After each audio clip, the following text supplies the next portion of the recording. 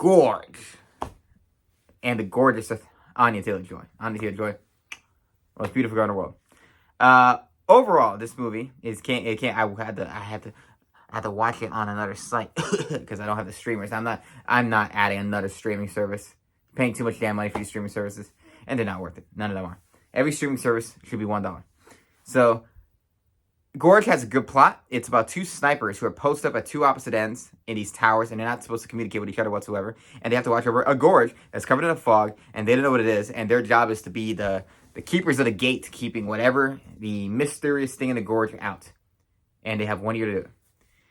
I think the situation is great. I think it has a great idea. It has a very good first act romance. That the romantic part of the movie, first half of the movie, really. Really, like 70% of the movie is like a romance thing that I thought was done very well. I thought that they had a lot of chemistry together.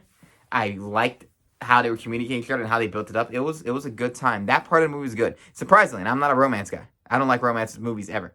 But I like the romance.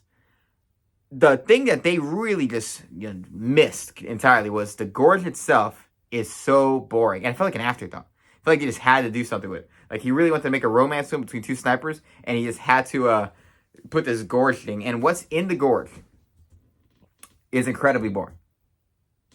It's so dull. It kind of reminded me of The Watchers. Like, have you seen the M. Night Shyamalan's daughter's film, The Watchers? Like, it has a lot of good build-up, and once it gets to what they are, I was like, That would have been interesting if you told me the trailer. Because I'm like, to me in the movie, I'm like, if you're building up, you got to build me up to something I really want to see. And he built me up to nothing. So it just fell flat. What's in the gorge is very lame. I was like, this is lame. Nothing about this is interesting at all. I wanted it. There's a point in the movie in the very beginning he's getting introduced to what the gorge is. And that's a great part. The guy who is the predecessor, who he's replacing in the cycle. What happens to that guy is fascinating. I mean, I called it too. But the guy said the gates to hell. It's not that. But it should have been that. That would have been very interesting if they're guarding the gates to hell. Think of it like, what's that space movie? It's very famous in the 90s.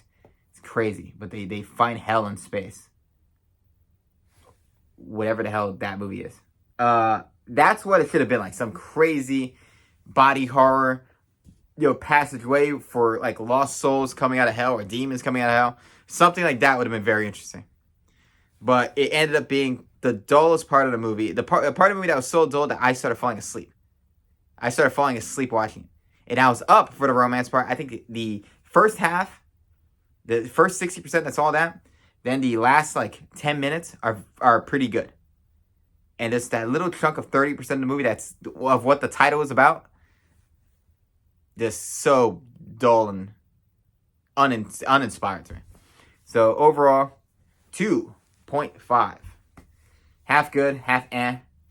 Love Anya Taylor-Joy. I watch anything she's in. Greatest face of all time. So, comment down below. What celebrities are the best faces? And did you like what's in the gorge? What do you want to? What do you want to have in a gorge? I want to know. What do you want in your gorge? I want the gates to hell. And yeah.